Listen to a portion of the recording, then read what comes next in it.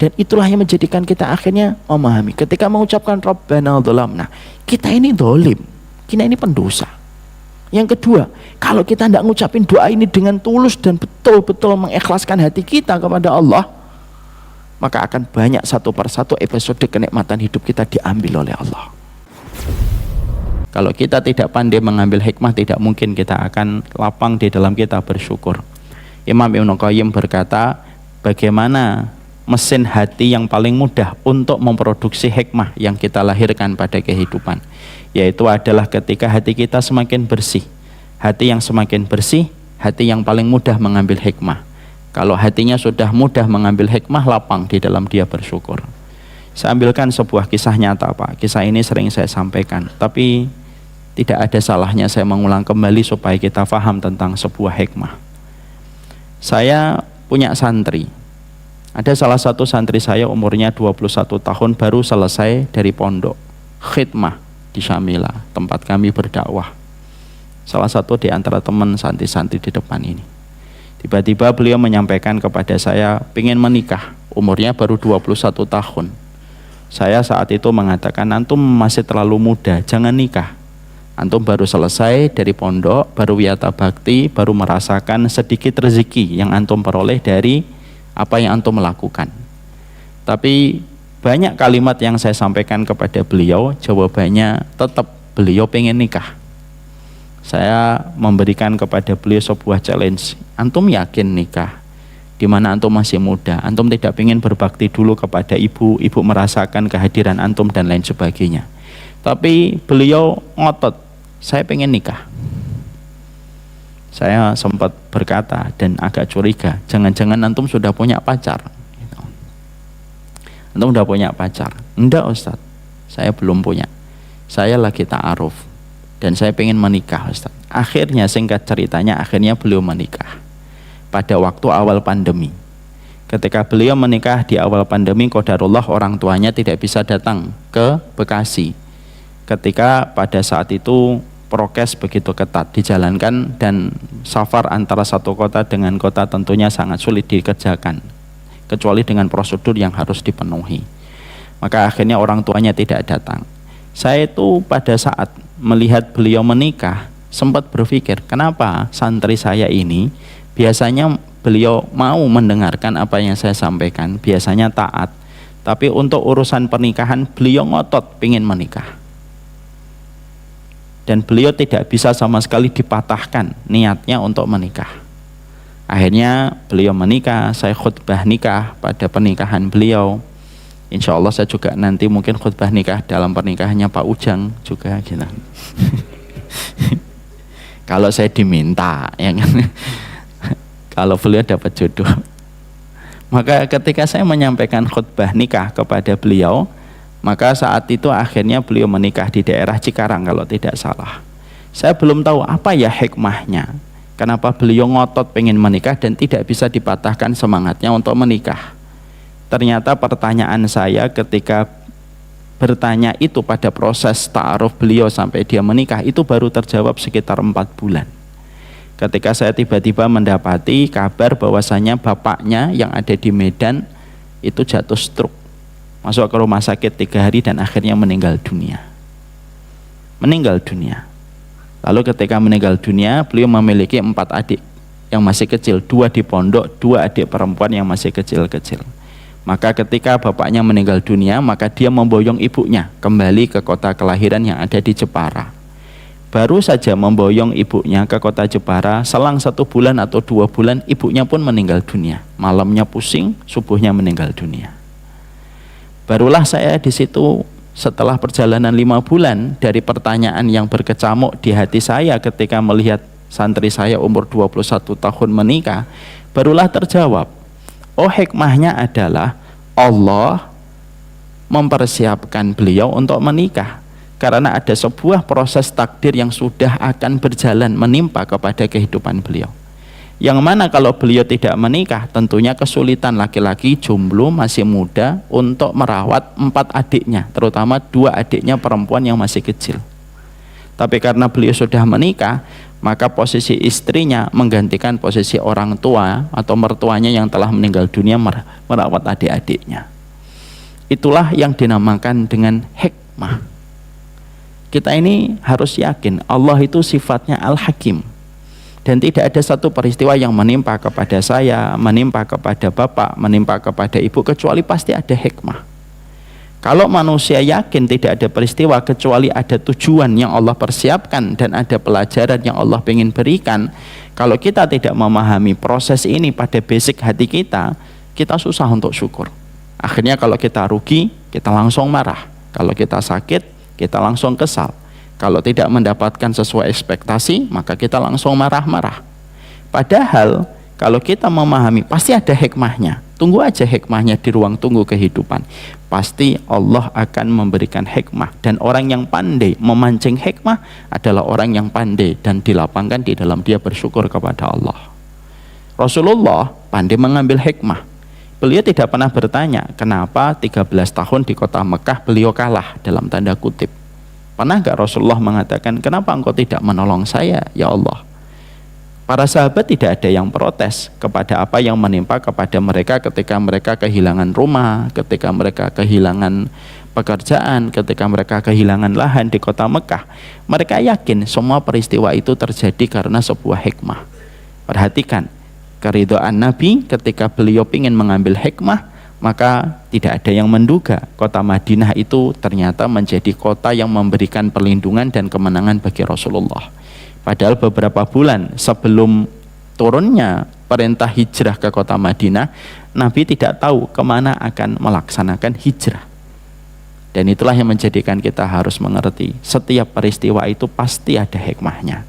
Dan siapa orang yang pandai di dalam bersyukur? Orang yang pandai mengambil hikmah. Syukur itu makanan, racikannya itu harus didatangkan. Datangnya racikan itu adalah ketika kita pandai mengambil hikmah. Semoga kita termasuk orang yang dimudahkan mengambil hikmah dalam setiap peristiwa, tidak menyalahkan siapapun di dalam setiap apa yang terjadi, tidak menyalahkan apapun terhadap kondisi tidak ideal yang kita peroleh, karena pasti ada sebuah pelajaran kebaikan yang tidak kita duga yang akan bisa kita peroleh ketika kita selalu bersyukur dalam setiap kondisi. Semoga Allah senantiasa menjadikan kita menjadi hamba yang bersyukur, dimulai dari hati yang gampang untuk mengambil hikmah dalam setiap peristiwa. Kita pada kesempatan hari ini akan melanjutkan doa kita. Doa yang akan menjadi pembahasan kita pada kesempatan hari ini adalah doa surat Al-A'raf 23. Kita kemarin di dalam muqaddimah 2 kali kita telah membahas muqaddimahnya. Bagaimana doa ini diucapkan oleh Nabi Adam, peristiwa yang terjadi dan melatar belakangi bagaimana Nabi Adam mengucapkan doa ini, dan bagaimana proses-proses yang berkaitan tentang doa ini yang terjadi. Bagaimana hubungan antara Nabi Adam dengan Hawa, bagaimana hubungan antara Nabi Adam dengan iblis yang menggoda Nabi Adam untuk memakan buah yang diharamkan oleh Allah Subhanahu wa taala. Sekarang kita mulai masuk kepada pembahasan tadabburnya. Ketika kita mentadaburi surat Al-A'raf 23, Rabbana dhalamna anfusana wa illam taghfir lana wa tarhamna lanakunanna minal khasirin. Maka ini merupakan sebuah doa yang pertama kali disebutkan oleh Bani Adam, yang disebutkan oleh Adam manusia. Tidak ada doa pertama kali yang disebutkan oleh manusia kecuali Rabbana dhalamna anfusana. Kalau doa yang diletakkan pertama kali di dalam Al-Quran, ihdinas siratal mustaqim.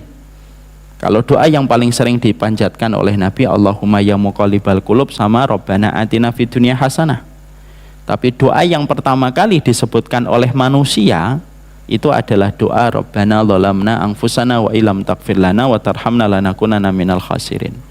Ini merujuk kepada satu makna dan merujuk kepada satu faedah, bahwasanya manusia itu pada dasarnya pekat dengan sebuah dosa dan kezaliman, karena dosa itu merupakan bagian dari kezaliman. Jadi kalau kita jangan berpikir zalim itu, jangan hanya berpikir ini orang zalim, ini petugas zalim, jangan gitu saja. Karena sesungguhnya zalim itu juga kita. Makanya ketika kita mendapati di dalam tarikh, di dalam sejarah, ini merupakan doa yang pertama kali membasahi bibir manusia, yaitu Rabbana dzalamna anfusana, menunjukkan kepada kita bahwasanya manusia itu pasti melakukan kezaliman dan tidak ada manusia yang tidak melakukan kezaliman, kecuali mereka yang maksum dan dijaga oleh Allah. Ya. Kalaulah Nabi Adam sudah berada di surga dengan seluruh kenikmatan yang Allah janjikan dan Allah gembirakan kepada Nabi Adam dan Hawa, melakukan kezaliman ketika menerjang satu ayat wala taqraba hadhihi syajarah fatakuna minadh dhalimin, janganlah kamu itu mendekati pohon ini maka kamu akan menjadi orang yang zalim. Itu menunjukkan kepada kita bahwasanya kalaulah Nabi Adam tergelincir melakukan kezaliman, terlebih ketika kita pada kehidupan keturunan Nabi Adam dan kita berada pada satu tempat yang sangat memungkinkan kita untuk melakukan kezaliman. Ya. Makanya manusia itu pekat dengan kezaliman. Seakan-akan antara kita dengan kezaliman sebagaimana jaraknya antara kita dengan jempol kaki kita. Tidak ada manusia yang tidak berbuat zalim. Tentunya kita harus ingat apa yang disampaikan Hasan Al-Basri di dalam kitabnya Syu'abul Iman. Sesungguhnya kezaliman itu ada 3. Kalau kita melihat kezaliman sesuai dengan pembagian Hasan Al-Basri bahwasanya kezaliman itu ada 3, berarti memang tidak ada manusia yang tidak melakukan kezaliman. Kezaliman itu 3. Pertama, kezaliman yang tidak diampuni oleh Allah. Itu adalah berbuat kesyirikan kalau dibawa sampai mati. Kalau dia bertaubat sebelum dia mati, insya Allah diampuni oleh Allah Subhanahu wa Ta'ala.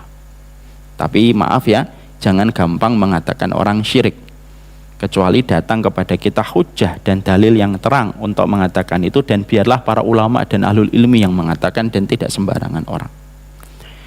Kedua, kezaliman yang tidak dibiarkan oleh Allah, yaitu kezaliman kita dengan makhluk.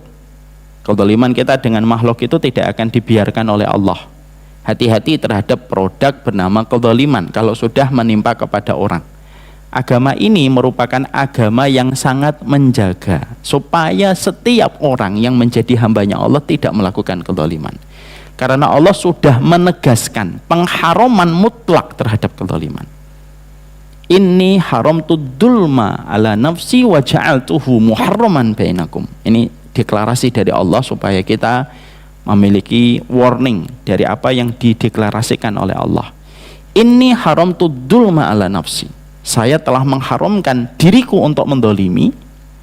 Wa ja'altuhu muharraman bainakum, dan aku jadikan kalian diharamkan mutlak untuk melakukan kezaliman. Ya, makanya kezaliman bukan hanya kepada manusia, bahkan kezaliman kepada hewan sekalipun itu berakses kepada hukuman yang Allah akan berikan. Ada sebuah kisah nyata, Pak. Ada sebuah kisah nyata. Syekh Nabil, salah satu ulama besar, menyampaikan tentang sebuah peristiwa nyata tentang manusia yang berbuat kezaliman kepada satu hewan, dan Allah langsung membayar konten kezaliman yang dia lakukan. Ada manusia, dia menangkap tikus, membuat konten. Dia habis nangkap tikus, buat konten. Lalu tikus itu diambil, kemudian dibakar dari ujung ekornya. Bunuh tikus boleh, tapi membunuh tikus atau membunuh binatang yang kita diperbolehkan membunuh tidak boleh menyakiti. Konsepnya Islam itu jangan menyakiti, jangan menzalimi. Ketika dia ngambil tikus, maka dibakar itu ekornya, dikasih minyak dulu, dibakar ekornya. Tentunya tikus itu pada saat itu kesakitan, karena tikus itu kesakitan yang luar biasa, karena memang api itu merupakan tingkat penyiksaan yang paling sangat luar biasa perih. Makanya Allah haramkan manusia itu untuk melakukan penyiksaan dengan api. Makanya kalau ada orang, contohnya kayak ISIS sampai membakar, naudzubillahi min dzalik, gitu, itu perbuatan yang sangat menentang dari apa yang Allah perintahkan. Ya, maka api itu salah satu hal yang paling perih. Kenapa kita tidak diperbolehkan dalam kondisi apapun membakar dengan api? Karena itu sangat luar biasa sakit yang dirasakan. Kembali ke tadi, maka tikus itu dibakar sama dia. Qadarullah, tikus itu karena kesakitan lepas dari pegangannya. Lalu ketika tikus itu lepas dari pegangannya, dia masuk ke dalam rumah pemilik rumah yang membakar tikus itu. Lalu karena tikus itu dalam kondisi kacau, dalam kondisi panik, maka dia akhirnya nyentuh banyak barang di dalam rumah itu, menyentuh kordennya, menyentuh kertas-kertas yang berserakan dan lainnya. Tidak terlalu lama setelah itu rumah orang yang membakar tikus terbakar. Peristiwa ini dikomentari oleh seorang ulama besar, Syekh Nabil namanya, Al-Iwadhi hafizahullah ta'ala. Beliau kemudian berkata, perhatikan peristiwa yang nyata terjadi, dan peristiwa itu bisa dicek di YouTube, Pak, memberikan kepada kita tentang sebuah faedah besar. Kalau kamu mendolimi tikus saja, ternyata akan dibayar cash dan kontan oleh Allah, apalagi mendolimi manusia. Ad-dulmu dainun. Sesungguhnya kezaliman manusia kepada manusia itu utang. Kalau kamu tidak membayar hari ini, besok. Kalau kamu tidak membayar besok, lusa. Kalau kamu tidak membayar lusa, pekan depan. Tapi tidak akan dimatikan dirimu sampai kamu membayar kezaliman itu. Makanya sampai kita mendapati perkataan Nabi, babani maftuhani muajjalani uqubatuhuma fid dunya qabla al-akhirah. Ada dua pintu, yang kata Allah itu ada dua pintu pada ruang kehidupan manusia, itu ada dua pintu yang tidak ada yang dua pintu itu tidak akan pernah ditutup oleh Allah selama-lamanya. Allah akan terus buka. Apa dua pintu itu? Dimana dibukanya pintu merupakan kata kiasan, artinya Allah akan terus memperhatikan pintu yang terbuka itu. Yang pertama durhaka kepada orang tua, yang kedua adalah kezaliman. Makanya Bapak lihat, tidak ada manusia sepintar apapun, sebagus apapun circle-nya dan link-nya, kalau dia durhaka kepada orang tua, hidupnya belangsakan.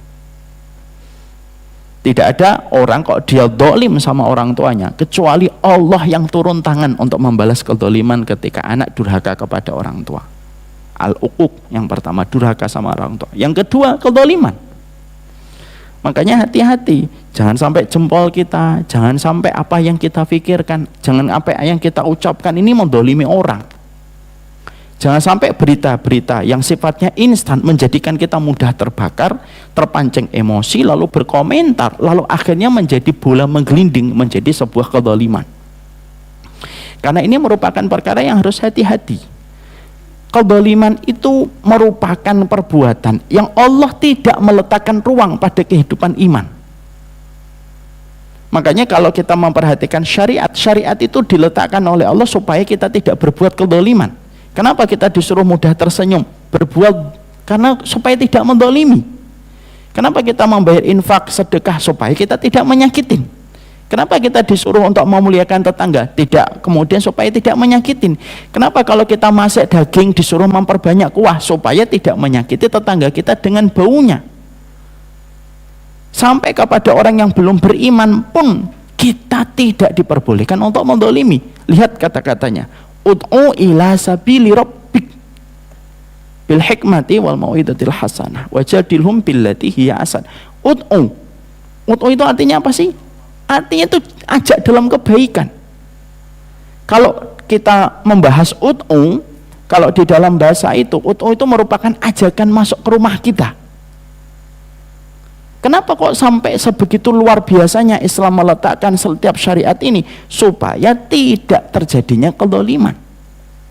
Makanya sampai sebagian ulama mengatakan tidaklah satu kejadian menimpa kepada seseorang di masa tuanya atau di masa senjanya, kecuali itu merupakan puzzle-puzzle dari kezaliman yang dia lakukan dan dia kerjakan.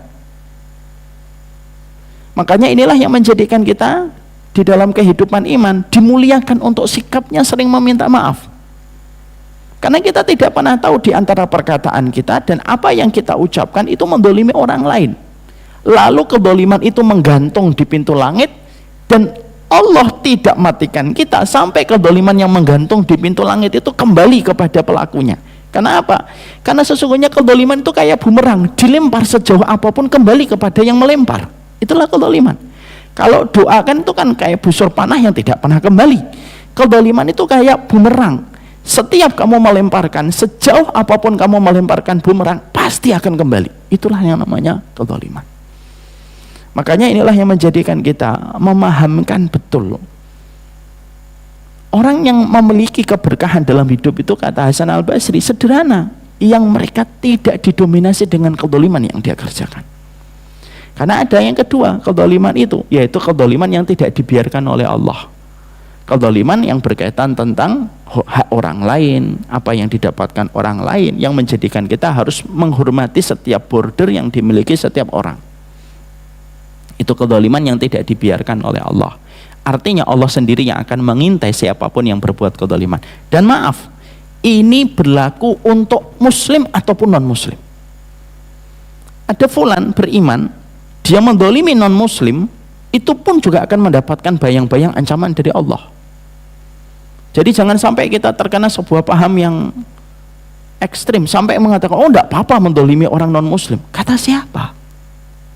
Karena kezaliman itu bahasa universal di hadapan Allah. Siapapun hambanya Allah yang didolimi, hatta ketika dia belum berislam sekalipun, kalau kamu dolimi, maka Allah yang akan turun tangan dan Allah yang akan menyelesaikan bagaimana kezaliman yang telah dia lakukan. Allah rapikan dan Allah bayar hutang kezaliman itu.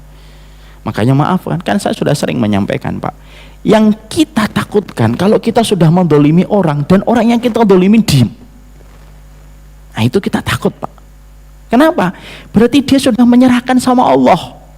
Kalau sudah menyerahkan kepada Allah, maka apa yang akan kita peroleh mungkin jauh dari apa yang kita bayangkan. Karena Allah sudah betul-betul mendeklarasikan, inni haramtu dzulma ala nafsi. Aku haramkan kezaliman atas diriku, sebagaimana aku haramkan kalian untuk melakukan kezaliman.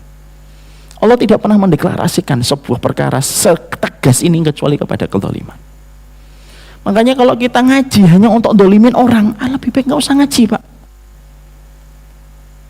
Kalau kita ngaji hanya untuk dolimin orang, nyebut fulan begini atau gini, nggak usah ngaji. Daripada apa?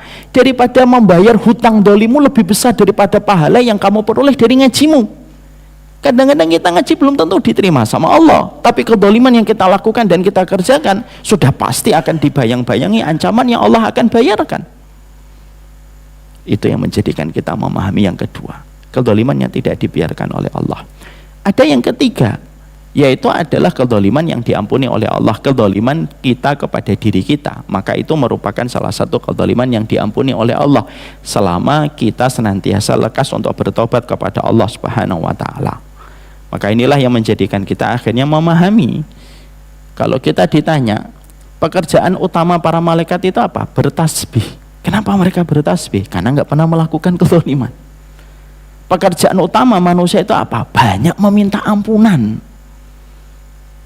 Kenapa? Karena manusia itu pekat dan lengket, dan bayang-bayangnya sedekat tali jempolnya itu adalah kezaliman yang dia kerjakan.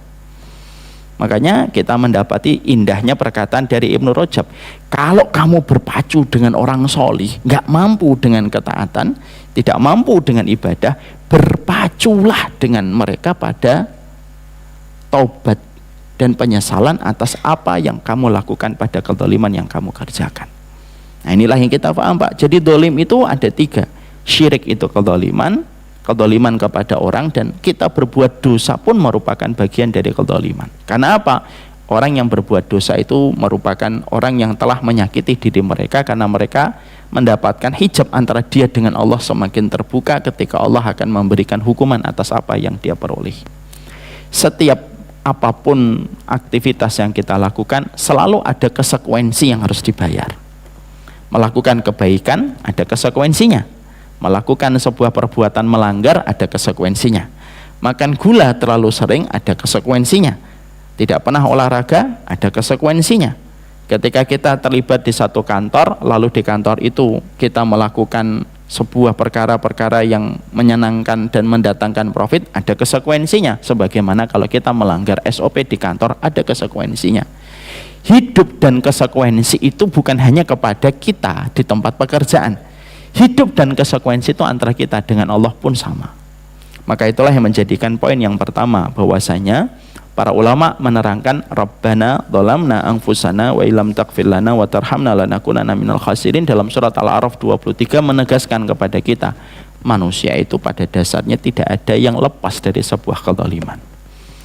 Makanya inilah yang menjadikan kita memperbarui istighfar setiap waktunya dan banyak-banyaklah minta maaf sesering mungkin. Dan tidak usah menunggu minta maaf ketika di Idul Fitri baru meminta maaf. Kalau mampu, seringlah meminta maaf ketika kita habis bertemu, berjumpa. Mohon maaf kalau ada perkataan yang salah. Seringlah meminta maaf. Orang yang meminta maaf itu tidak pernah salah. Orang yang meminta maaf itu tidak pernah salah. Seringlah meminta keridhaan dari manusia, orang-orang yang ada di sekitar kita. Rasulullah 100 hari sebelum beliau wafat dan mangkat dalam wafatnya beliau, apa yang dilakukan Rasulullah? Bapak dan Ibu harus paham ya, ada peristiwa-peristiwa penting yang dilakukan oleh Nabi 100 hari sebelum beliau meninggal dunia. Menunjukkan itu berarti urusan-urusan penting karena diselesaikan Nabi 100 hari sebelum wafatnya. Makanya ada kitab yang bagus banget, kapan-kapan kita bahas kalau sudah membahas kitab ini. Ya insya Allah 4 tahun lagi lah, insya Allah 2 tahun lagi. Itu perbuatan apa yang dilakukan Nabi 100 hari sebelum meninggal dunia. Kalau di kita kan 100 hari presiden menjabat, apa yang dilakukan dalam 100 hari menjabat, kan begitu. Ternyata juga ada kitab 100 hari yang dilakukan Nabi sebelum meninggal dunia. Salah satu di antara yang dilakukan Nabi 100 hari sebelum meninggal dunia itu salah satunya apa? Beliau mengumpulkan para sahabat, dikumpulkan semampu mungkin, semuanya kumpul. Lalu Nabi bertanya, siapa di antara kalian yang pernah saya zalimi? Itu menunjukkan bahwasanya Rasulullah pun khawatir terhadap kezaliman. Karena kezaliman yang tidak tuntas di dunia, walaupun sudah dibalas oleh Allah, tapi kalau kita tidak meminta keridhaan kepadanya, maka akan dituntaskan dalam pengadilan Allah. Makanya maaf, Bapak nanti baca di kitab Tauhid, kitab Akidah, manusia itu sebelum dihisab, nanti yang akan dihisab itu siapa? Hewan, Pak. Manusia itu sebelum manusia dihisab satu persatu, kita berdiri di hadapan Allah 40 tahun menatap ke langit, yang akan dibangkitkan itu binatang-binatang. Dalam satu riwayat yang sahih, binatang akan dihidupkan oleh Allah. Binatang yang pernah menanduk binatang lainnya, maka mereka diputuskan oleh Allah. Ini binatang ini pernah nanduk binatang ini jatuh gara-gara tandukan binatang ini menerkam binatang ini. Semuanya dilihatin kepada manusia. Jadi manusia itu melihat dulu bagaimana proses Allah meletakkan keadilan sampai kepada hewan.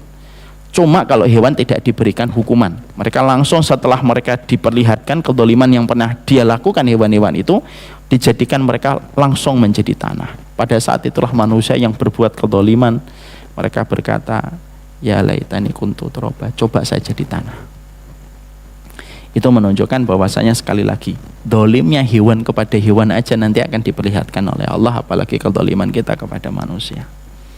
Sekali lagi ya Pak, ngajinya kita jangan menjadikan kita berbuat kedoliman. Fulan begini, fulan begini, fulan begini. Apalagi kalau sudah mengkafirkan, sudah menyesatkan dengan begitu mudah, naudzubillah min dzalik. Maka itu yang pertama. Maka yang kedua yang kita peroleh dan kita dapatkan, para ulama lalu menerangkan kepada kita tadabbur yang kita peroleh di dalam doa surat Al-A'raf 23 itu apa? Dosa itu menghilangkan nikmat. Dosa itu menghilangkan kenikmatan. Karena kita menjumpai bagaimana Nabi Adam yang sudah diberikan kenikmatan berlimpah, yang tentunya kita semuanya sepakat mutlak kenikmatan yang didapatkan oleh Nabi Adam. Ingat ya, nikmat itu dua, nikmat yang mutlak, ada nikmat yang relatif. Ya, nikmat mutlak itu cuma satu tempat, yaitu ketika di surga. Makanya Allah tidak menyebut kata bahagia kecuali adalah di dalam surga. Nikmatnya surga itu mutlak, tapi nikmat mutlak yang ada di surga itu hilang disebabkan dosa yang dilakukan dan dikerjakan oleh Nabi Adam. Nikmat itu akhirnya menurunkan Nabi Adam dari surga. Turun Nabi Adam dari surga, dipisahkan 200 tahun sampai ketemu dengan Hawa. Dalam perjalanan jauh itu akhirnya memberikan kepada kita makna dosa, kemaksiatan yang kita lakukan itu menghilangkan nikmat pada kehidupan kita, sadar atau tidak sadar. Kadang-kadang orang merasa enggak kok saya baik-baik aja, tapi dia sudah tidak lagi merasa bahwasanya dia sudah tidak bisa dibangunkan malam beberapa hari sudah enggak tahajud. Itu sebenarnya nikmat yang sudah dicabut oleh Allah. Ketika dia melakukan dosa, saya nggak apa-apa kok, tanpa terasa dia sudah beberapa bulan nggak membaca Al-Quran, itu sudah dicabut oleh Allah. Karena kaedahnya pasti, kata para ulama, dosa itu menghilangkan nikmat. Nikmat itu jangan hanya dipikir rumah. Nikmat itu bukan hanya jangan dipikir mobil. Mobil saya masih ada, rumah saya masih besar. Nikmat itu bukan hanya itu. Nikmat yang hakiki itu nikmat-nikmat dalam kehidupan kita. Dosa yang kita lakukan menjadikan akhirnya anak merenggangkan hubungannya dengan bapaknya. Bukankah kita menjumpai dan kita mendapati kan? Sebagaimana kata Rasulullah, nanti di akhir zaman kamu akan jumpai bagaimana seorang laki-laki itu apa? Anak itu apa? Anak itu berrasadiqahu wa jaffa'abahu. Anak itu nanti deket sama gengnya, kelompoknya, tapi dia itu kering, hambar sama bapaknya, dan itu juga merupakan bagian dari dosa. Makanya semua dosa yang kita tidak segera untuk meminta ampunan dengan mengucapkan astagfirullah, kalau kita melakukan dosa Pak, lalu tidak segera untuk mengucapkan doa yang diucapkan Nabi Adam, demi Allah kata para ulama, itu pasti akan diambil dengan sebuah kenikmatan yang dicabut oleh Allah. Dosa dan kenikmatan hidup itu tidak mungkin bersatu sebagaimana minyak dengan air. Karena kita memang tidak mungkin lepas dari kedoliman. Yang kita lakukan bergegas. Kalau melakukan dosa karena desakan nafsu yang begitu kuat, akhirnya melakukan dosa, maka yang dilakukan cepatlah mengucapkan doa sebagaimana Nabi Ibrahim, sebagaimana Nabi Adam dan para nabi. Karena kenikmatan itu diambil. Maka perhatikan, kalau kita perhatikan alurnya, Nabi Adam turun, sudah hilang itu nikmat dunia dengan surga, nggak bisa dibandingkan. Tapi masih mendingan Nabi Adam, tanah nggak usah beli Pak. Saat itu sepanjang dia memandang itu yang miliknya Nabi Adam. Coba, jadi raja properti itu bukan Donald Trump, Nabi Adam sebenarnya.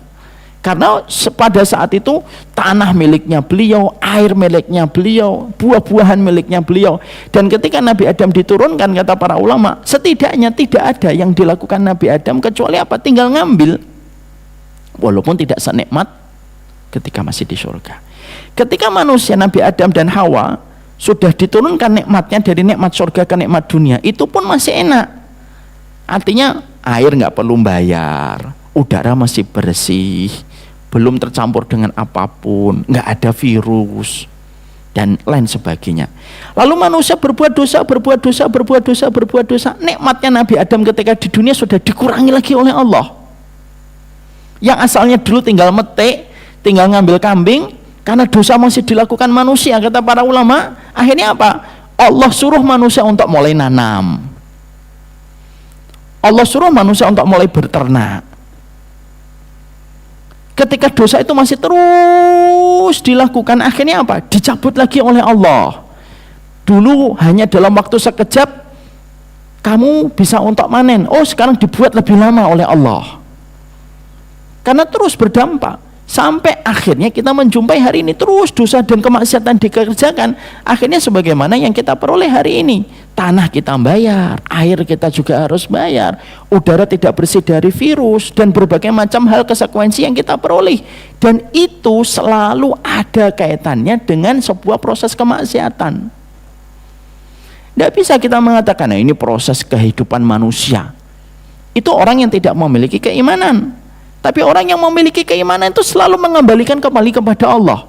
Gempa sama orang yang tidak beriman akan mengatakan ini fenomena alam.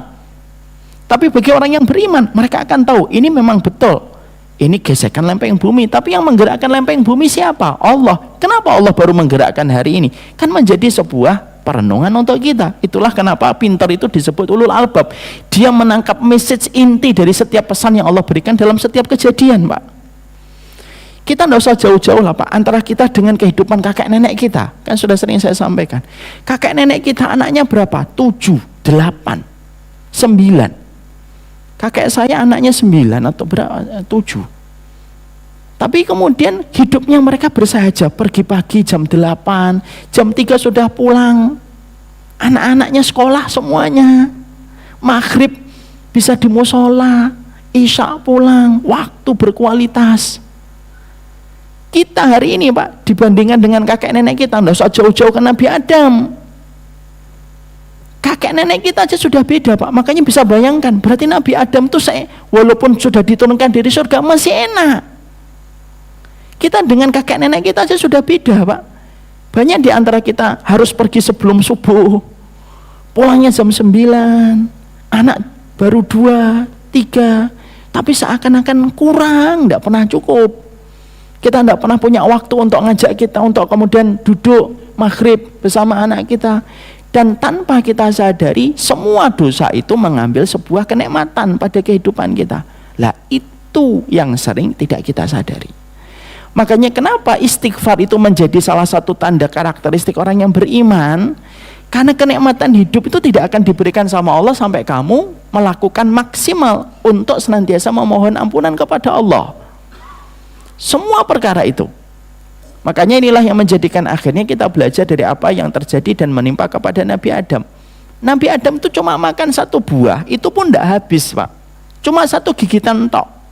Cuma 1 gigitan aja, konsekuensi hukumannya dari Allah itu sebesar itu. Diturunkan dari nikmat mutlak menuju kepada nikmat relatif di dunia. Padahal cuma 1 gigitan aja. Nabi Adam tidak sampai nambah. Nabi Adam nggak nambah sampai makanannya, sopnya, enggak, cuma 1 gigitan buahnya saja. Tapi sudah cukup bagi Allah memberikan hukuman di dalam kehidupan Nabi Adam. Lah peristiwa ini para ulama menasehati kita semuanya. Hidup itu konsekuensi. Kalau kamu melakukan dosa silahkan, tapi ada konsekuensinya.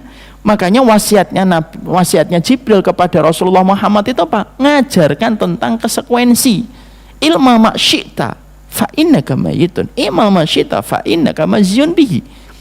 Kan kita mendapati malaikat Jibril itu kan berwasiat, berbuatlah apa saja, tapi kamu mati loh. Berbuat apa saja, tapi kamu akan merasakan akibatnya. Jadi itu yang kita harus paham. Makanya nikmat itu selalu hilang kalau sudah dimasuki dengan dosa. Ini ada kisah nyata, Pak. Saya tutup kajian kita ini, kesempatan pagi ini. Ada kisah nyata, saya sudah minta izin sama beliau untuk menyampaikan sebuah hikmah dalam peristiwa ini. Ada seorang ikhwan muda, beliau berbisnis, sempat terlibat riba. Dalam perjalanan bisnis yang masih ada sangkutannya dengan riba, dengan izin Allah, beliau karena pingin sekali untuk segera membebaskan hutangnya dari riba itu, akhirnya Allah mudahkan, karena memang dia pingin membersihkan. Akhirnya dia tepat waktu membayar, lepas, lega dia. Masya Allah, akhirnya lepas dari riba. Ketika beliau sudah disiplin di dalam interaksi kepada pihak yang memberikan kepada beliau itu adalah riba, kata disiplin, maka mendapatkan tren positif dari pihak yang memberikan riba itu. Lalu pihak riba itu ketika selesai bukan melepaskan tapi mendatangi lagi. Pak, kami pinjemin lagi, Pak, gitu. Oh enggak, sudah. Saya sudah, alhamdulillah ini sudah berjalan semuanya bisnis saya. Bapak enggak apa-apa, nanti kami akan ini karena Bapak kami miliki trennya baik gini. Kami akan berikan pinjaman dengan lebih lunak dan gini. Terus akhirnya hampir sering untuk dikomunikasikan dan sering ditelepon. Beliau sudah tahu itu haram. Beda dengan yang pertama. Yang pertama ketika ngambil belum tahu kalau itu adalah bagian dari sebuah riba yang harus ditinggalkan. Dalam perjalanan di tengahnya baru tahu dan berusaha untuk meninggalkan. Sebenarnya sudah dimudahkan oleh Allah membayarnya. Qadarullah ketika sudah selesai ini terus pihak ini menelepon dan akhirnya tergiur. Ya, coba deh saya akan meminjam lagi. Mungkin dengan itu saya akan bisa lebih besar lagi. Nanti kita tutup dengan berbagai macam ketaatan lah. Padahal salah ya, berinteraksi dengan riba lalu berdalih akan melakukan ketaatan setelah mendapatkan profit. Tidak segampang itu. Karena jerat riba itu lebih parah daripada jerat narkoba di hadapan Allah. Akhirnya kena, Pak. Akhirnya karena dikasih berbagai macam keringanan, fasilitas dan lain sebagainya, akhirnya tergiur lagi. Beliau ngambil riba kembali, lalu membuka beberapa bisnis di kota kelahirannya, dia buka ini, dia buka ini, buka ini. Ada 3 bisnis kalau tidak salah yang beliau buka. Qadarullah, ya, 3 bisnis yang beliau buka di kota kelahirannya itu tidak berhasil. Yang satu tutup, asalnya subsidi silang gitu. Akhirnya 3 ini sudah tidak bisa, nutup, tinggal 2. Dia punya bisnis di Jakarta utamanya. Ini mendapatkan subsidi dari Jakarta. Ternyata tidak kuat juga, mati lagi satu. Dan ternyata matinya ini, itu juga menyebabkan matinya bisnis beliau yang ada di Jakarta. Akhirnya ambruk, Pak. Sampai akhirnya terjadi perpisahan di keluarganya. Apa pelajaran yang beliau sampaikan di tengah kesedihan beliau gitu? Beliau nyampaikan, saya itu sudah dibantu sama Allah. Niat pertama saya untuk lepas dari jeratan riba. Allah bantu, Ustaz. Bahkan berlebih yang saya dapatkan. Kalau saat itu saya fokus mulai beribadah, melakukan ketaatan, berbisnis yang betul-betul basicnya bersih. Harusnya begitu yang saya kerjakan. Tapi apalah daya, saya tertarik dan tergiur mengambil kembali. Dan ketika itu masuk, ya kita paham. Kalau riba sampai diharamkan oleh Allah, berarti sel kankernya riba itu lebih parah daripada sel kanker yang ada pada kehidupan manusia. Kenapa? Kalau sampai diberikan ancaman besar sama Allah, itu berarti dampak keburukannya itu besar banget. Jadi Bapak, kalau mari kita belajar untuk melihat para ulama. Jadi ulama itu mengatakan begini, kalau kamu ngelihat ada satu dosa, kok sampai ancamannya gede, berarti dampak kerusakan dari dosa itu kalau dilakukan gede sekali. Contoh, homo. Kok sampai kita ngelihat kenapa homo itu hukumannya berat, bahkan melebihi hukuman kepada pelaku zina? Karena dampak kerusakan dari homo itu luar biasa pada peradaban manusia. Maka itu yang akhirnya menjadikan apa? Akhirnya kenikmatan itu hilang. Dan beliau sekarang merintis dari awal, pelan-pelan gitu. Setelah hilang bisnisnya, hancur keluarganya. Dan itulah yang akhirnya memberi sebuah pelajaran kepada kita. Potret kejadian Nabi Adam itu akan mungkin terjadi. Akan ada Adam-Adam baru pada kehidupan manusia yang tidak mengambil pelajaran dari kisahnya Nabi Adam. Setiap dosa selalu menghilangkan nikmat. Pasti itu. Itu pasti. Dan itu sesuatu yang tidak diingkari oleh Allah. Maka itulah yang menjadikan kita akhirnya memahami poin yang kedua. Mentadaburi ketika Rabbana dzalamna anfusana adalah, kalau kamu tidak bergegas ngucapin doa ini paling sering dalam setiap langkah hidupmu, ya kamu akan terkena ancaman-ancaman hilangnya kenikmatan, akan kemudian mendapatkan banyak perkara-perkara buruk yang kamu jumpai dalam kehidupan. Dan itulah yang menjadikan kita akhirnya memahami ketika mengucapkan Rabbana dzalamna, kita ini dolim, kita ini pendosa. Yang kedua, kalau kita tidak ngucapin doa ini dengan tulus dan betul-betul mengikhlaskan hati kita kepada Allah, maka akan banyak satu persatu episode kenikmatan hidup kita diambil oleh Allah. Maka itu akan menjadikan kita paham kenapa mengucapkan ini menjadi penting dan kenapa doa ini diucapkan Nabi Adam, dan ini merupakan doa pertama kali yang membasahi bibir manusia ketika turun di atas muka bumi. Rabbana dzalamna anfusana wa illam taghfir lana wa tarhamna lanakunanna minal khasirin. Itu yang kedua. Apa yang ketiga, yang keempat, yang kelima, keenam, ketujuh, kedelapan, 9, ke-10, insya Allah kita bahas pada pertemuan kita selanjutnya. Semoga Allah memberikan kebaikan untuk seluruh kehidupan kita. Semoga kita ini tahu, kita ini pendosa, tapi pendosa yang mencoba untuk kembali kepada Allah. Ada yang kembali dari dosanya ketika dulu bekerja, ada yang kembali kepada Allah dari kemaksiatannya ketika di masa muda, ada yang kembali kepada Allah dari dosa yang pernah menyelingkupi kita ketika kita memiliki anak. Semuanya itu menjadikan kita memahami proses kembalinya kepada Allah, menjadikan kita kembali ke kampung halaman kita, yaitu adalah surga. Mengakui dosa itu hal yang besar. Dan Allah lebih senang kepada para pendosa yang mengakui dosanya daripada para ahli ibadah yang bersombong dengan ketaatannya. Semoga Allah memberikan keberkahan dalam setiap urusan kita. Wassallallahu ala nabiyina Muhammad. Kita masih di surat Al-A'raf 23. Dan kita sudah masuk kepada sebuah tadabbur dari para ulama ketika mereka menyingkap arti dan makna pada kata dan doa Rabbana dzalamna anfusana. Kita akan lanjutkan poin ketiga sampai poin yang ke-10. Apa makna yang dihadirkan? Kenapa di situ ada dzalamna wa illam taghfir lana wa tarhamna? Kenapa sih kata ampuni dan rahmati selalu bergandengan? Kenapa ada kata khasirin? Semuanya sudah dijelaskan maknanya oleh para ulama, dan semoga kita adalah orang yang pandai mengambil setiap makna pada setiap kalimat-kalimat kebenaran. Makanya para ulama lalu menyampaikan penuntut ilmu itu ada yang mampu mengambil hikmah, mampu mengambil makna pada setiap kalimat kebenaran.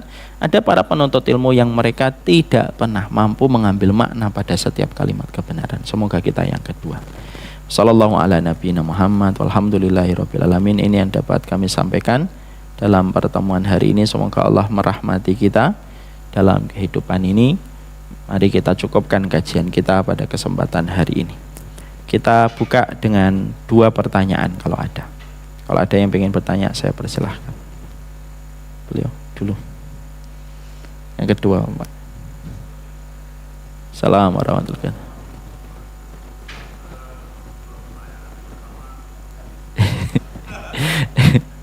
Enggak, masuk ke.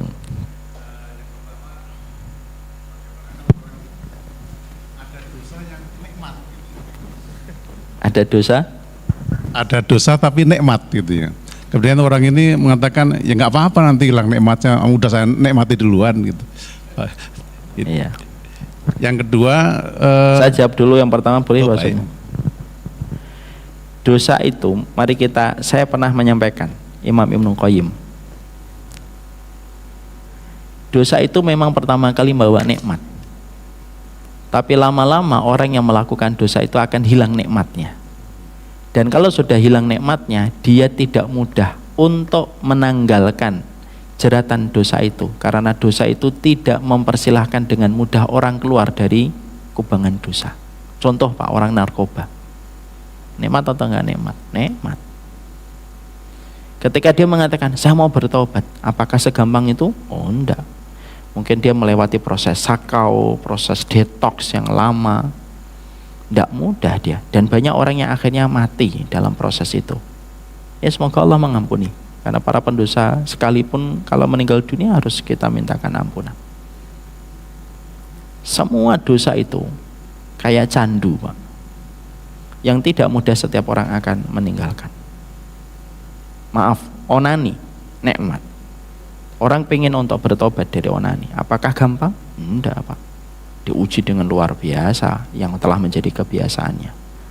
Menghentikan habit itu enggak gampang.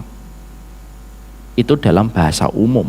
Ini dalam bahasa dosa, di mana setan itu akan terus memberikan kepada manusia untuk berbuat dosa. Bukankah di dalam surat Maryam Allah menyampaikan bahwasanya setan itulah yang memberikan kekuatan manusia untuk berbuat dosa dan berbuat dosa. Nah itulah yang menjadikan kita, kenapa kita diperintahkan untuk segera bertobat dari dosa, karena mendapatkan pertolongan dari Allah jauh lebih besar ketika kamu langsung habis melakukan dosa langsung bertobat. Walaupun mungkin nanti bisa terjebak lagi. Ustadz, ada kan manusia gini, masuk. Kalau berbuat dosa dia ngomong tanggung sekalian nanti tobatnya, tanpa dia sadari mengakhirkan taubat itu menjadikan dia harus menghadapi konsekuensi lambatnya pertolongan sebagaimana lambatnya dia bertobat. Karena apa? Pertolongan itu diberikan sesuai dengan responnya dia memberikan jalan taubatnya. Makanya orang yang misalkan maaf habis berzina, naudzubillahi min dzalik, nasallallahu alaihi wasallam, dia zina, langsung astagfirullah, nyesel, kemungkinan pertolongan Allah besar kepadanya daripada zina terus merasa senang nggak ketahuan lagi. Sejauh kamu mengakhirkan taubat, maka sejauh itu lambatnya pertolongan akan datang menyapa hatimu. Nah itu yang dikatakan oleh Imam Ibnu Qayyim. Allah a'lam bishawab. Baik, yang kedua, dosa di dunia ini yang Allah hilangkan, cabut nikmatnya ini, apakah khusus untuk seorang muslim, apakah ini untuk seluruh manusia? Misalnya Pak Jenderal Bintang 2 ini sekarang kan hilang nikmatnya nih, apakah ini termasuk dalam case tadi atau di luar yang bahasanya? Semuanya Pak, semuanya berlaku, terutama kalau kejahatan kepada manusia. Saya tadi menyampaikan, kejahatan manusia, kezaliman manusia kepada manusia itu tidak mengenal identitas agama. Ada orang non muslim mendolimi non muslim, apakah kemudian Allah berlepas gitu membiarkan? Enggak lah. Tanda rahmatnya Allah, rahmannya Allah itu apa? Allah tetap akan memberikan keadilan kepada siapapun di antara hambanya, baik yang muslim atau non muslim, yang mereka mendapatkan kezaliman. Itu sifat rahmannya Allah. Rahman dan rahim itu bedanya. Rahman itu kan berlaku jami, lil jami, yutlaq alal jami, lil mu'minin wa ghairihim. Dia berlaku untuk mukmin atau enggak mukmin, Pak. Apa yang dia dapatkan ketika membunuh, kalau dibuktikan di persidangan dia betul membunuh, memang termasuk yang membunuh, maka bisa jadi, maka apa yang didapatkan itu bagian dari apa yang dia peroleh, belum lagi dengan ancaman di neraka. Makanya kalau kita ditanya, orang kafir itu atau orang muslim itu di akhirat itu dihisap oleh Allah ataukah tidak? Dihisap oleh Allah atau tidak, Pak? Orang yang tidak muslim itu dihisap oleh Allah atau tidak? Siapa yang mengatakan dihisap, angkat tangan. 1, 2, 3. Yang mengatakan tidak dihisap? 1, 2. Yang tidak menjawab, semoga diampuni dosa-dosanya oleh Allah. Maka terjadi perbedaan para ulama, sebagaimana terjadi perbedaan pendapat jamaah Baitur Rahman. Tapi pendapat yang saya pilih adalah orang non muslim pun dihisap. Kenapa? Untuk dibedakan antara kejahatan dia selain dari kesyirikan yang dia lakukan, maka nanti dibedakan lagi dengan tingkat kejahatan-kejahatan yang dia lakukan kepada sesama manusia. Makanya ada orang non muslim, dia diadab oleh Allah tapi tidak sekeras tetangganya yang sama-sama non muslim. Kenapa? Karena yang non muslim ini dia zina, dia bunuh orang, dia jahat sama orang, dia nyakitin orang, itu lebih parah lagi. Karena sifat neraka itu sifat keadilan, Pak. Antara non muslim yang tidak melakukan kejahatan sosial dengan non muslim yang melakukan kejahatan sosial itu beda di sisi Allah. Karena semua kaidah di neraka itu keadilan. Allah memasukkan manusia ke surga, kaedahnya rahmat, karena apa yang kita dapatkan tidak sesuai dengan amal perbuatan ketaatan kita kan. Kalau masuk ke surga itu kaedahnya rahmat, Pak. Makanya tidak ada, yang saya sudah sering menyampaikan, kita tidak bisa masuk surga itu karena amal. Makanya dalam kitab Syu'abul Iman oleh Imam Baihaqi ada orang Yahudi sebelum Rasulullah beribadah 500 tahun, Pak. Lalu ketika disidang oleh Allah, dimasukkan oleh Allah dengan kata, masalah kamu ke surga dengan rahmatku. Dia mengatakan, karena ibadahku 500 tahun ya Allah. Enggak, karena rahmatku. Enggak, ibadah saya 500 tahun. Maka pada saat itu malaikat disuruh untuk menghisap orang ini. Hisap aja orang ini. Ini dalam kitab Syu'abul Iman Baihaqi. Dihisap oleh para malaikat. Lalu setelah itu para malaikat ditanya, pakai ketaatan dia 500 tahun itu, 500 tahun, Pak, betul-betul terjaga dari dosa. Tetap ada dosa-dosa yang dia kerjakan, tapi ketaatannya paling dominan. Masya Allah. Maka ketika dihitung oleh para malaikat, malaikat kemudian berkata, sudah kami hitung, bayar untuk membayar nikmatku di dunia aja dulu yang aku kasih sama dia. Para malaikat langsung mengkonversi dengan bahasa detailnya malaikat. Ya Allah, ini ibadahnya 500 tahun hanya membayar kenikmatan mata sebelah masih kurang. Akhirnya dia masuk surga karena rahmat. Apa yang nanti diperoleh kita, insya Allah penduduk surga, amin insya Allah, itu tidak sebanding dengan apa yang Allah sudah sediakan di surga, Pak. Karena kaidah surga itu kaidahnya rahmat. Beda dengan kaidah neraka. Kaidah neraka itu keadilan. Sesuai dengan perbuatan kamu, sesuai itu pula yang kamu petik dan kamu panen. Makanya non muslim yang jahat dengan non muslim yang tidak jahat itu dibedakan oleh Allah. Antara Abu Thalib dengan Abu Jahal dibedakan sama Allah. Antara non muslim dengan misalkan Walid bin Mughirah yang jahat kepada Islam dibedakan oleh Allah sesuai dengan tingkat kejahatan dia. Makanya kenapa dibuat neraka itu bertingkat oleh Allah. Kenapa kok enggak satu? Misalkan bayangin kita enggak panci raksasa gitu, dipanaskan minyaknya, masukin bareng-bareng, keadilan Allah hilang. Karena semuanya merasakan sama. Misalkan panci raksasa dipanaskan dengan suhu derajat misalkan 70 Celcius gitu, semuanya merasakan 70 Celcius, keadilan Allah hilang, Pak. Makanya neraka itu kan bertingkat-tingkat. Proses manusia itu kalau kita baca dalam kitab Tauhid, kalau dilemparkan manusia, naudzubillah min dzalik.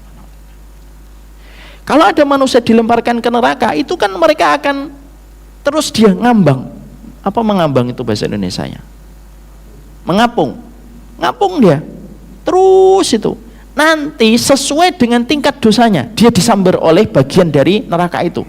Kalau dia disambar neraka jahim, sesuai dengan dosanya. Ada yang disambar jahanam, ada yang disambar sama sair, masuk dia ke sair. Itu sesuai dengan tingkat dosanya. Ada yang masih ada yang terpleset dari sirat, dia terpleset dari sirat, gitu, tak masuk di permukaan, udah nggak ngapung dia, sudah di atas aja, di permukaan aja. Semuanya beda. Itu karena kaedahnya neraka itu keadilan Allah. Ustadz, Allah kan maha rahman, emang Allah nanti akan menyiksa manusia? Betul, Allah itu maha penyayang, tapi sifat penyayangnya Allah tidak berdiri sendiri, ada sifat keadilan Allah.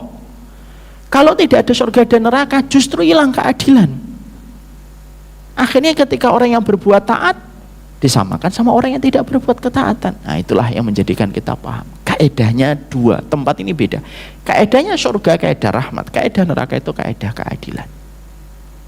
Itu makanya tadi yang kita bahas. Pertanyaan tadi apa Pak? Saya suka lupa saya. Yang untuk orang non muslim tadi. Kenapa? Yang orang muslim di dunia, apakah dia juga karena iya, kasus tadi itu ya. Maka itulah yang menjadikan akhirnya kita paham kalau non muslim berbuat kedoliman dengan non muslim sekalipun, Allah juga akan memberikan. Itu sifat rahmannya Allah ketika di dunia. Makanya hati-hati, itulah kedoliman. Nggak usah sama non muslim yang manusia, Pak. Sama tikus tadi aja kisah nyata kok. Bisa dicek itu di YouTube, masih ada kisahnya. Bagaimana rumahnya terbakar hebat gara-gara tikus itu terlepas dan masuk ke dalam rumahnya. Itulah indahnya Allah. Bisa dipahami Pak Sugeng? Ya. Ya. Nggak gimana-gimana sebenarnya. Ya, gimana?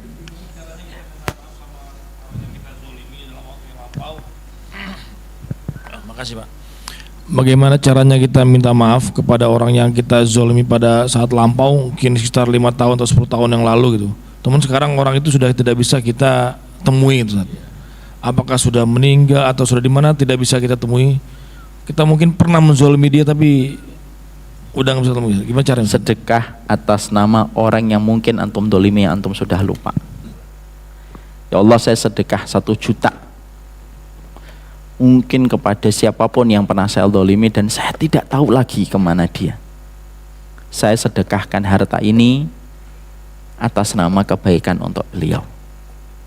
Karena melakukan kebaikan yang ditujukan kepada orang yang kita dolimi, kafarahnya kita dari dosa itu. Contoh nih, mari kita lihat dari perkataan Imam Nawawi. Pak Hari ngibahin saya. Muka-muka saya nggak pernah, tapi kalau pernah ya istighfar sama Allah. Pak Hari ngibahin saya. Terus Pak Hari kan dolimin saya. Maka yang dilakukan ada 2 opsi dalam petunjuk syariat. 1, Pak Hari langsung minta maaf sama saya. Ustadz, saya pernah gibahin Ustadz. Ya saya ridho. Selesai itu, tidak ada lagi pengadilan Allah di akhirat. Atau yang kedua, kalau saya ngomong langsung ke Ustadz, ya nanti Ustadz akhirnya renggang sama saya. Lalu yang dilakukan, kata Imam Nawawi, dikru mahasinahu. yaitu adalah kamu menyebutkan kebaikannya di tempat kamu menggibahi. Itu kafarahnya. Dari situlah sebagian para ulama mengatakan menyebutkan kebaikan orang yang kita gibahin untuk mengganti gibah yang pernah kita berikan, itu kafarahnya, itu penebusnya. Sama, kalau kamu melakukan kedoliman, orang yang kamu dolimi tidak lagi bisa kamu jumpai. Di mana dia? Kok sekarang nggak ada? Oh ya sudah, saya sedekah. Saya sedekahkan. Dan itu ada kisah Abu Dhamdham radhiyallahu anhu. Abu Dhamdham ini, Pak, tidak punya infak, nggak punya harta, Pak Hari, untuk dia sedekahkan. Jadi dia nggak punya harta untuk dia sedekahkan. Apa yang dilakukan Abu Dhamdham radhiyallahu anhu? Ya Allah, saya ini nggak punya uang, saya nggak punya harta untuk saya infakkan, ya Allah. Yang saya kerjakan adalah saya ridhoi siapapun yang mendolimi saya, silahkan, sebagai bentuk sedekah saya. Itu, dan itu riwayatnya termasuk salah satu riwayat yang hasan. Sama pula itu. Jadi yang kita rajin-rajin untuk melakukannya itu. Makanya sedekah itu kalau bisa ada manajemen niatnya yang benar. Saya sedekah nih, sedekah kepada fulan. Ya. Maka sedekah kita kepada fulan ini pertama untuk menghapuskan dosa saya. Yang kedua menjaga keluarga saya dari bala. Yang ketiga untuk orang tua saya. Yang keempat, ya Allah, kalau ada orang yang dolim, yang pernah saya dolimi, ya ambilkan dari sedekah itu, supaya dia mendapatkan kebaikan dari sedekah itu. Nah itu yang kita bisa lakukan. Kadang-kadang kan kita tidak tahu apakah kita sudah mendolimi ataukah tidak.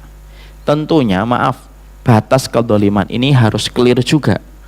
Jangan sampai ada orang ngomong begini, dia tidak bermaksud mendolimi, orang lain langsung mengatakan, wah kamu telah mendolimi saya. Ya, artinya nanti Allah yang akan memutuskan, dan kita harus mengetahui definisi dari kedoliman itu apa, supaya tidak gampang-gampang nuduh orang, kamu dolimin saya. Tidak segampang itu juga.